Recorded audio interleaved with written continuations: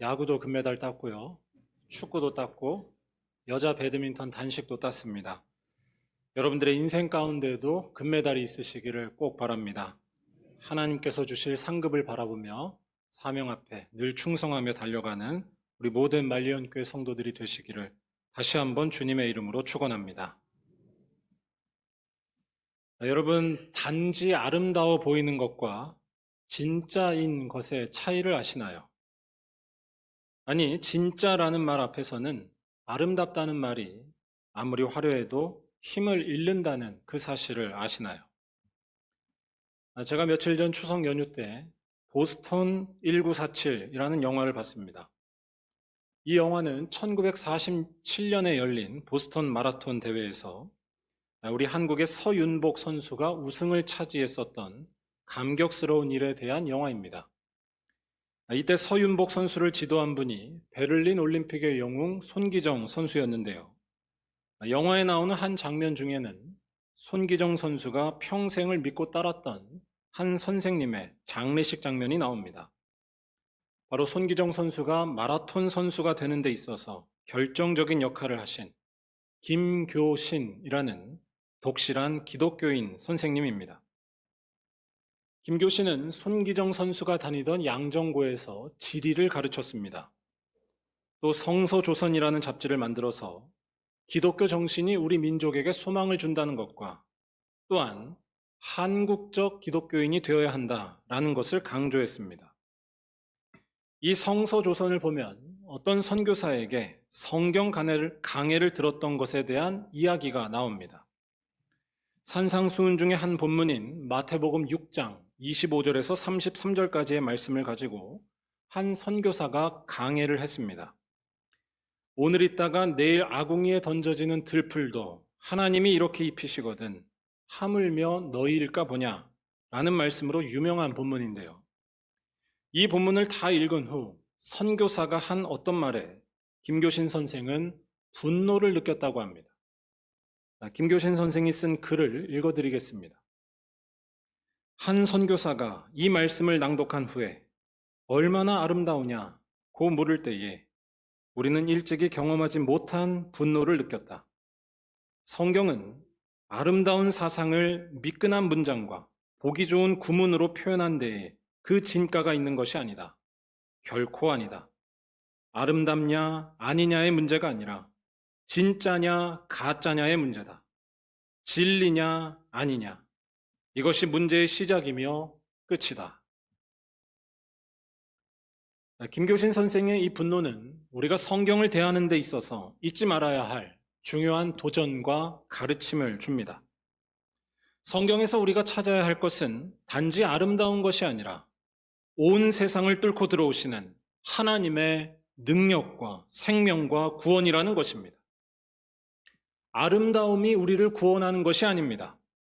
아름다움이 우리를 외로움에서 벗어나게 하지 못합니다.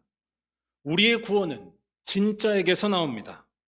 바로 우리의 생명 되시고 영원토록 함께 하시며 소망으로 인도하시는 예수 그리스도에게서만 나온다는 사실입니다. 이 사실을 모른 채 그냥 아름다움에 취하는 것은 성경 읽기도 아니고 신앙도 아닙니다. 그건 지적 유의로 즐기는 것에 불과합니다. 지적 유의를 즐기는 일은 대단히 위험합니다. 지적 유의나 지적 자만은 우리들의 잘못을 잘 보지 못하게 하고 자기가 대단한 것처럼 착각하게 만들기 때문입니다. 혹시 우리들의 신앙이 그런 겉멋에만 치중하는 것이라면 정확히 말할 때 예수께로부터 나오는 구원에 직면하지 않는다면 아무리 멋있어도 구원과는 거리가 멀 뿐입니다. 우리 말리언교회 모든 성도들은 멋있는 것을 넘어서는 참 생명, 예수만 만나시기를 주님의 이름으로 축원합니다. 오늘 말씀은 바울이 쓴 유명한 말씀입니다. 그는 이 말씀에서 다소 충격적이고 또 과격해 보이기까지 하는 말을 합니다. 자신에게는 세상에서 전혀 부족하지 않은 자랑할 만한 것들이 너무나 많이 있는데 그 모든 것들을 다 해로 여긴다는 것입니다. 정확히 말하면 이 모든 것들을 다 배설물로 여긴다고 말합니다. 일단 바울이 자랑하는 것을 보면 그는 한마디로 말할 때 초특급 엘리트였다고 할 수 있습니다. 5절에 그 사실이 나오는데요. 8일 만에 할례를 받았다는 것은 레위기 12장 3절에 나오는 율법 규정을 보여줍니다. 태어난 지 8일 만에 할례를 받는 것이 율법 규정이었는데 그 규정을 엄격하게 지켰다는 것입니다. 정확히 말할 때 자의식이 없는 신생아 때부터 나는 율법을 한치도 어기지 않았다는 것입니다. 바울이 자신이 태어났을 때 있었던 일을 이렇게 밝히는 것은 그를 무시하는 대적자들에게 확실히 말하기 위해서였습니다. 바울을 무시하고 있었던 대적자들은 주로 유대인으로서 기독교인이 된 사람들이었는데 이들에게 바울처럼 태어난 지 8일 만에 할례를 받는 일은 있을 수가 없었습니다. 그들은 대부분 성인이 된 이후에 유대교로 개종했고 그 다음에 기독교인이 되었기 때문입니다. 그러니까 이 사람들에게 있어서 할례를 받는다는 것은 유대교에 입문한 성인이 된 후에야 하게 된 나중의 일이었습니다. 다시 말해 바울이 지금 8일 만에 할례를 받았다라고 말하는 것은 자신을 대적하고 있는 저 사람들이 사실 출신이나 배경으로 따지자면 자신과는 상대도 안 된다는 것을 강조하려는 것이었습니다. 5절 말씀에서 할례 이외에 말하는 것들도 역시 다 마찬가지입니다. 바울은 혈통으로도 하나님께서 택하신 민족 이스라엘 족속이었고 또한 그가 속한 베냐민 지파는 아주 특별한 지파였습니다. 베냐민은 야곱이 사랑하는 아내 라헬에게서 얻은 막내 아들로서 야곱에게는 아주 특별한 존재였습니다. 또한 사사기 1장 21절을 보면 이스라엘 신앙의 핵심이라 할 수 있는 예루살렘 성은 본래 베냐민 지파 땅에 있었습니다. 베냐민 지파는 이런 사실들 때문에 다른 가문들에 비해서 자부심을 가질 법했습니다. 한마디로 바울은 역사와 전통을 자랑하는 특별한 가문 출신이었다는 것입니다. 또한 그는 단지 배경만 좋은 것이 다가 아니었습니다. 그는 율법으로는 바리새인이었습니다. 바리새인은 유대교의 종파들 중에 작은 종파였지만 율법을 지키는 것에서만큼은 가장 엄격했습니다. 예컨대 그들은 무심코 율법을 어기는 것조차 피하려고 항상 자기 자신을 세심하게 살폈습니다. 그래서 그들은 사람들로부터 율법을 수호하는 사람들이라고 존경을 받곤 했습니다. 이런 모습들을 가진 바울을 오늘날로 말하면 뭐라고 말할 수 있을까요? 출신과 배경부터 환상적인데 어릴 때부터 말도 잘 듣고 명문대를 졸업하고 철저한 성격에 안정적이고 존경받는 일을 하고 있는 그런 사람이라 할 것입니다. 아마도 바울과 같은 이런 모습은 동서고금을 막론하고 모든 부모님들이 다 원하는 자녀의 모습이 아닐까 싶습니다. 여러분, 바울 같은 아들, 바울 같은 딸이 있기를 원하지 않으시나요? 아니, 이걸 단순히 개인적으로 원하는 모습 정도로만 볼 수는 없습니다. 오늘날 사회에는 바울 같은 인물이 꼭 필요하지 않을까요? 바울처럼 실력 있고, 바울처럼 성실하고, 성품 좋고 존경받는 사람이 세상에는 꼭 필요합니다. 이런 사람을 통해 세상이 더 나아질 것이기 때문입니다. 오늘 말씀 7절에서 바울 스스로도 자신의 이러한 모습을 두고서 내게 유익하던 것이라고 말하기까지 합니다. 그런데 바울은 갑자기 이상한 말을 하기 시작합니다. 무엇이든지 내게 유익하던 것을 내가 그리스도를 위하여 다 해로 여길 뿐더러 또한 모든 것을 해로 여김은 이라고 말을 합니다. 일단 이 말씀에서 그리스도를 위하여 라는 말은 그리스도 때문에 라는 뜻입니다. 정확히 말해 그리스도에 관한 사실 때문에 바울은 세상이 뒤바뀌는 일을 겪었다는 것입니다. 자기가 그동안 유익하던 것이라 여기던 모든 것을 다 해로 여기게 된 것입니다. 그 자랑스럽고 유익한 것들이 다 해로운 것일 뿐만 아니라 배설물이라고까지 말하는 것입니다. 왜냐하면 그리스도만이 우리들에게 생명을, 즉 하나님 앞에 의로움을 준다는 것을 그는 발견했기 때문입니다. 바울의 이와 같은 발언이 좀 과격하게 느껴지거나 또는 극단적으로 보일 수도 있습니다. 예컨대 모두가 부러워하는 대기업을 다니면서 봉사활동도 열심히 하던 어떤 사람이 어느 날 소록도에서 봉사하기 위해 사임하겠습니다 라고 한 후 그 이유에 대해 자신이 아무것도 아닌 것으로 느껴져서 라고 말을 한다면 어떻게 될까요? 개인에 대한 비난은 둘째치고 이해하기조차 힘들 것입니다. 바울은 도대체 왜 이런 과격하고 또 이해하기 어려운 말을 하고 있는 것일까요? 그 이유는 분명합니다. 하나님과의 관계가 이런 것들로 해결되는 것이 아니라는 것을 그는 꿰뚫어 봤기 때문입니다. 사람의 모든 노력과 업적으로 인간이 의로움을 얻을 수 없다는 것이 바울의 발견이었습니다. 사람에게 생명과 구원은 오직 하나님께로부터만 온다는 사실입니다. 아까 말씀드린 김교신 이야기로 하자면 바울은 지금 아름다운 것보다 더 크고 중요한 사실을 발견한 것이었습니다. 하나님께로 나아가는 길, 예수를 발견한 것입니다. 이 사실을 말하는 9절 말씀을 다 함께 읽어보겠습니다. 그 안에서 발견되려 함이니 내가 가진 의는 율법에서 난 것이 아니요 오직 그리스도를 믿음으로 말미암은 것이니 곧 믿음으로 하나님께로부터 난 의라. 아멘. 사실 이 말씀처럼 중요하면서도 또한 동시에 위험하고 오해의 소지가 있는 말씀도 잘 없습니다. 오해의 소지가 있다는 것은 이 말씀을 마치 믿음 만능주의에 대한 말씀으로 볼 수도 있기 때문입니다. 믿기만 하면 돼 라는 식의 생각에 빠져서 다른 것들은 다 무시하고 저버리는 것입니다. 바울이 지금 말하려던 것은 정확한 현실에 대한 것이었습니다. 완벽해 보이는 모습이 있어도 아니 믿음만 열심히 외쳐도 우리 속에 하나님이 계시지 않을 수 있습니다. 아니 하나님 없이도 그런 것들을 다 할 수 있습니다. 그리고 그런 모습에서는 아무리 해도 의로움이 나오지 않는다는 것, 생명과 구원, 참된 행복이 나오지 않는다는 것입니다. 여러분 이런 말에 동의하시나요? 제가 한번 이렇게 비유를 해보겠습니다.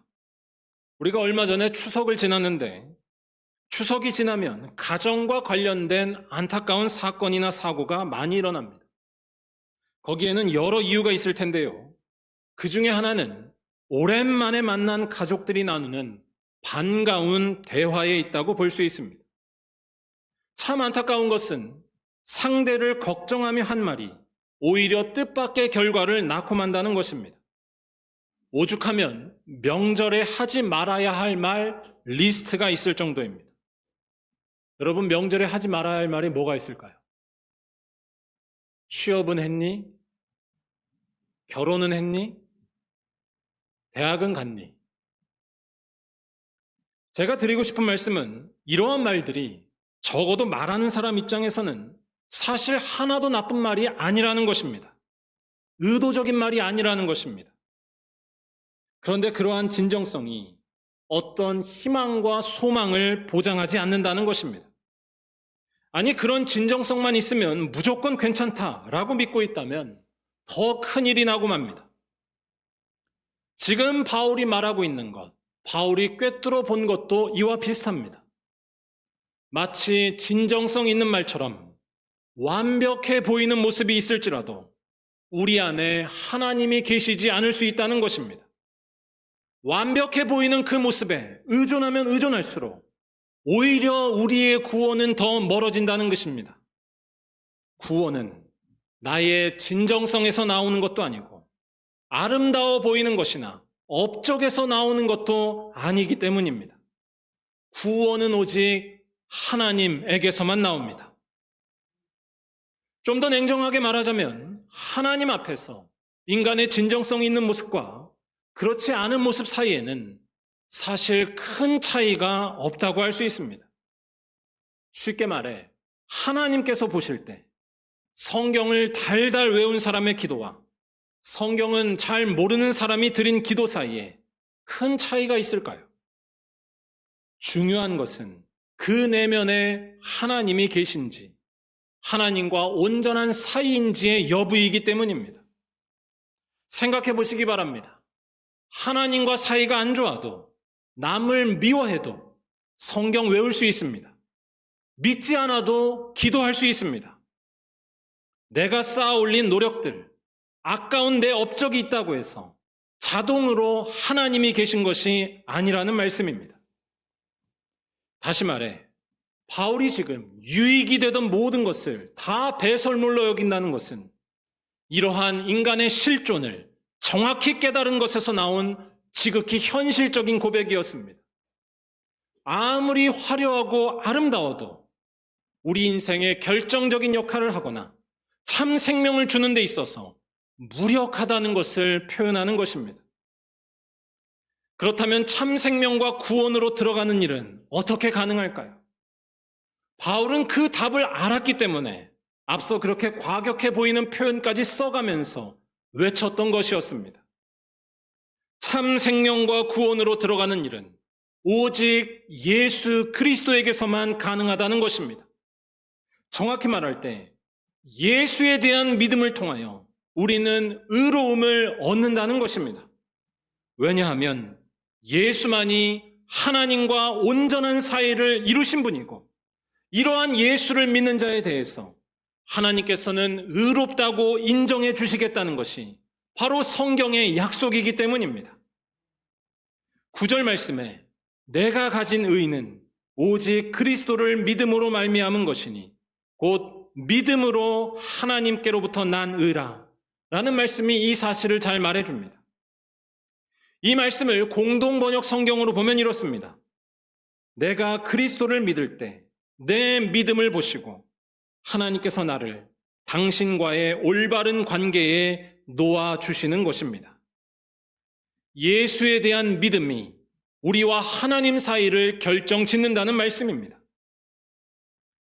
그런데 이 말씀을 우리는 왜곡할 때가 참 많이 있습니다. 결국 믿기만 하면 다 된다라는 식으로 받아들이면서 우리가 사는 삶에 대해서는 무책임하게 여기거나 소홀히 하는 것입니다. 또한 바울이 자기 삶의 다른 모든 것들을 다 해로 여겼다는 그 말씀의 근거에서 그런 식의 생각을 더욱더 갖기도 합니다.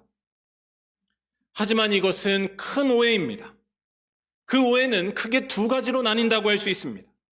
하나는 예수 믿는 그것으로 우리의 구원이 지금 다 완성된 것처럼 여긴다는 것이고, 또 하나는 삶의 기준이 전적으로 바뀌는 차원에 있는 것이 믿음인데 믿음의 그러한 의미를 왜곡, 축소시켜버린다는 것입니다. 일단 예수 믿으면 구원이 다 이루어진 것처럼 여기는 것은 신앙을 일종의 심리적 확신으로 떨어뜨리는 일입니다. 주로 구원받은 때에 대해서 강조하는 이단들이 이러한 경향이 강합니다. 마음의 확신이 신앙의 절대적 근거가 되는 것처럼 여기는데, 이러한 모습이 순수해 보일지는 몰라도 깊이 들여다보면 사실 어린아이처럼 미숙한 모습이라고도 볼 수 있습니다. 이 세상을 살아가면서 우리들은 하나님의 자녀로서 해야 할 일들이 있습니다. 설령 이해할 수 없는 모순되고 복잡한 문제들이 이 세상에 많아도 감당해야 할 책임들이 있습니다. 그런데 그러한 일들이 부담스럽고 하기 싫을 때 아주 쉬운 방편으로 믿음을 왜곡해버린다는 것입니다. 믿기만 하면 돼. 그러한 사람들은 구원의 확신을 강조하는 것으로 자기를 보호하고 두려움을 벗어나려는 것, 아니 힘든 일을 피하려고 하는 것은 아닐까요? 하지만 바울이 말하고 있는 그리스도인의 모습은 결코 그런 것이 아니었습니다. 바울은 그리스도에 대한 믿음으로 의롭게 여김을 받는다는 것을 말하자마자 앞을 향해 달려가는 것을 말하고 있습니다. 그는 12절부터의 말씀에서 이미 얻었다 함도 아니요 온전히 이룬 것도 아니라고 말하면서 앞에 있는 것을 잡으려고 나는 달려간다라고 말합니다. 이 말씀은 자기의 구원이 예수를 믿은 그것으로 지금 다 완성되는 것이 아니라는 것입니다. 구원의 완성은 주님께서 다시 오시는 그때에 이루어지는 것이고, 그때까지 믿음을 지키며 달려가는 것, 그것이 진정한 믿음이라고 말하는 것입니다. 이 세상에서 힘들어도, 알 수 없는 복잡한 일들이 가득해도 세상 가운데 예수를 고백하는 삶을 굳건히 살아가라는 것입니다. 그런 차원에서 방금 설명드렸던 또 다른 오해, 믿음이라는 말의 의미를 왜곡 축소할 수 있다는 말의 뜻도 여러분 모두 잘 이해하시리라고 믿습니다. 믿음은 단지 심리적 확신의 차원이 아니라 삶의 기준이 통째로 바뀌는 문제라는 것입니다. 바울이 오늘 말씀에서 자신이 자랑스럽게 여기던 모든 것들을 해로 여긴다라고 말한 그것을 끊임없이 강조한 이유가 뭘지 한번 잘 묵상해 보시기 바랍니다. 왜 그 사실을 그렇게 강조했을까요? 이건 결국 세상을 바라보는 관점이 바뀌었다는 뜻이 아닐까요? 바울은 지금 세상을 부정한 것이 아니었습니다. 그는 세상을 새롭게 발견한 것이었습니다. 세상에서 유익하다고 말하는 것에 소망이 있는 것이 아니라 다른 것에 참된 소망이 있음을 본 것입니다. 바로 예수 그리스도입니다. 바울이 10절과 11절에서 예수에 대해 고백한 후 삶의 목적을 다시 정하는 것에 대한 말씀을 잘 보시기 바랍니다. 그는 먼저 예수께서 고난받으시고 부활하셨다는 것을 강조합니다. 예수만이 하나님의 생명을 가지신 분이라는 것입니다. 이 점을 발견한 그는 자신도 이제는 그것을 위해 살기 원한다고 간절하게 고백합니다.